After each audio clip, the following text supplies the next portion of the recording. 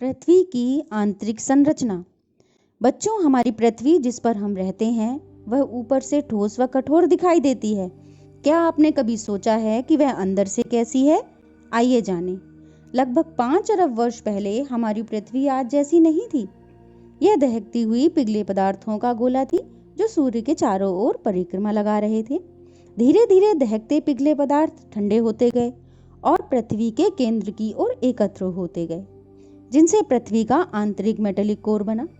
इसी समय हल्के पदार्थ पृथ्वी की ऊपरी सतह की ओर खिसकते गए, जिनसे पृथ्वी की ऊपरी सतह क्रस्ट का निर्माण हुआ। इस प्रकार पृथ्वी की विभिन्न सतहों का निर्माण हुआ। बाहरी कठोर सतह क्रस्ट, अगली मिट्टी व चट्टानों की पिघली परत मेंटल तथा आंतरिक सतह क्रूड। सबसे ऊपरी सतह क्रस्ट, जो सबसे पतली व कठोर है, दो प्रकार की है: महाद्वीपीय क्रस्ट और महासागरीय क्रस्ट।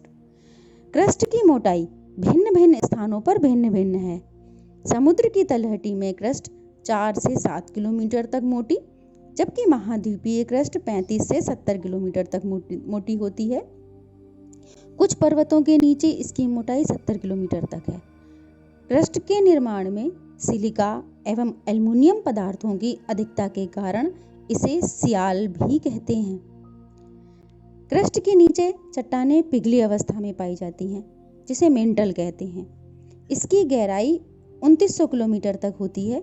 मेंटल का ऊपरी भाग एस्थेनोस्फीयर या दुर्बलता मंडल कहलाता है।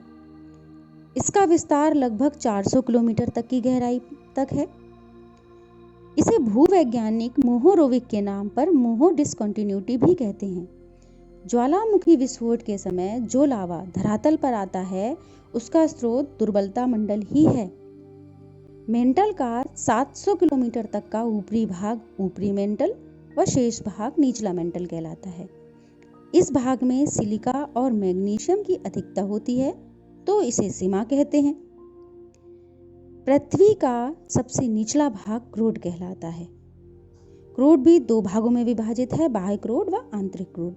बाह्य क्रोड मेंटल के नीचे स्थित तरल भाग है, जबकि आंतरिक क्रोड ठोस और पृथ्वी के बिल्कुल केंद्र का भाग है। क्रोड भारी पदार्थों, मुख्यतः निकिल और लोहा या फेरस से बना है, इसलिए इसे निफे भी कहते हैं। बच्चों, अभी हमने पृथ्वी की आंतरिक संरचना के बारे में जाना। आइए अब हम पृथ्वी की विभिन्न चट्टानों या शैलों के बारे में जानते हैं। शैल या चट्टान खनिजों के मिश्रण से बने पदार्थ हैं। ये विभिन्न आकृतियों, आकारों या रंगों में पाए जाते हैं। ये पत्थर की तरह कठोर और मिट्टी व रेत की तरह मुलायम भी हो सकते।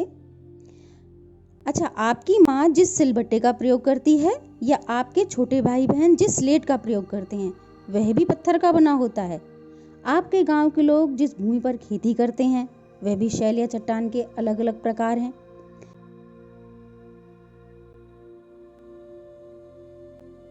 आइए जानते हैं कि शैल या चट्टानें कैसे बनती हैं।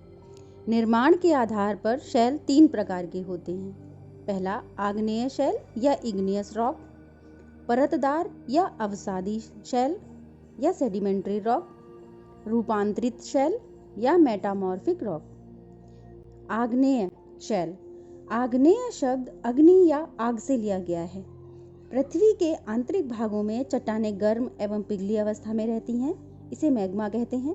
ज्वालामुखी विस्फोट के समय यह मैग्मा पृथ्वी के धरातल पर पहुंचता है और लावा के रूप में फैल जाता है। यही लावा ठंडा होकर जम जाता है, जिससे आग्नेय चट्टानों का निर्माण होता है। पृथ्वी के क्रस्ट का 2/3 भाग आग्नेय शैल से बना है। भारत में दक्षिण का अधिकतर भाग आग्नेय शैल का बना है। इन्हें प्राथमिक चट्टान भी कहते हैं, क्योंकि इन्हीं चट्टानों से अन्य चट्टानों का निर्माण होता है। ग्रेनाइट, बेसाल्ट, गैब्रो, डायोराइट ये आग्नेय शैल के उदाहरण हैं। आग्नेय शैल की विशेषताएं। आग्नेय शैल का संबंध ज्वालामुखी क्रिया से होता है। आग्नेय शैल कठोर होते हैं, अतः अपरदन कम होता है। ये रवेदार और दानेदार होते हैं। इन शैलों में परत नहीं पाई जाती है। आग्नेय शैलों में जीवाश्म नहीं पाए जाते हैं। आग्नेय शैल में सोना, चांदी, अभ्रक आदि खनिज पदार्थ मिलते हैं। परतदार या अवसादी शैल। आपने बरसात में बहते पानी को देखा होगा। पानी के साथ कंकड़, मिट्टी, पेड़ पौधों की पत्तियां तेजी से बहती दिखाई पड़ती हैं। जब पानी का बहना बंद हो जाता है तो नालियों, सड़कों के किनारे, गड्ढों में कंकड़, मिट्टी, पेड़ पौधों की पत्तियां आदि जमीन में जमे हुए दिखाई देते हैं। इसी प्रकार नदियां अपने साथ अवसादों या मलबा लेकर आती हैं, जिनके जमने से परतदार शैलों का निर्माण होता है।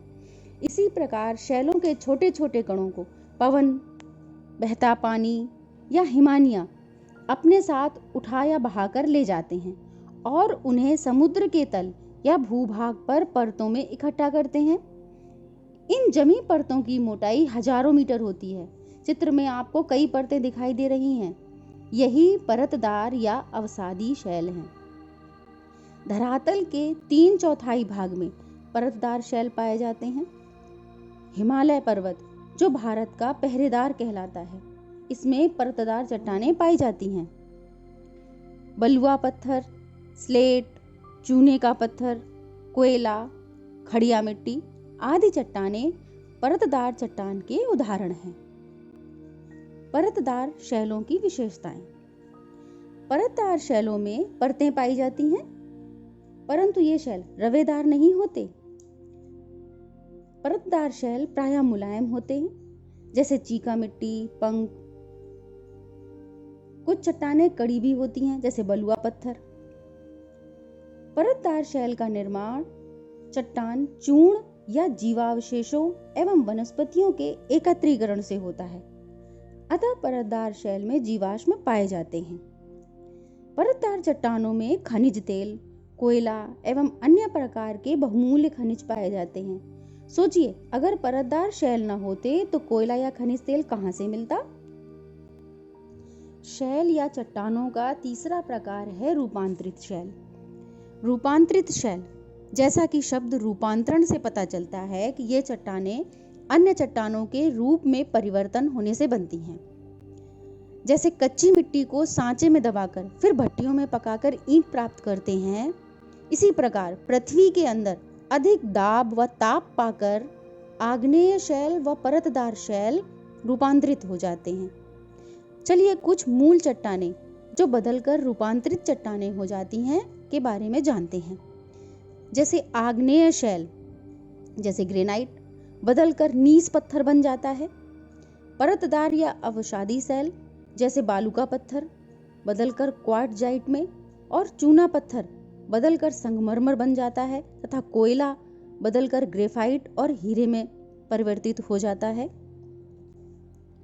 रूपांतरित शैल की विशेषताएं। रूपांतरित चट्टानें ताप व दाब के द्वारा बनती हैं। इन चट्टानों में कठोरता अधिक होती है, जिससे ये चट्टानें जल्दी नहीं टूटती। ये चट्टानें अपने मूल्यवान पत्थर संगमरमर से लेकर हीरा, नीलम, माणिक जैसे रत्न प्रदान करती हैं।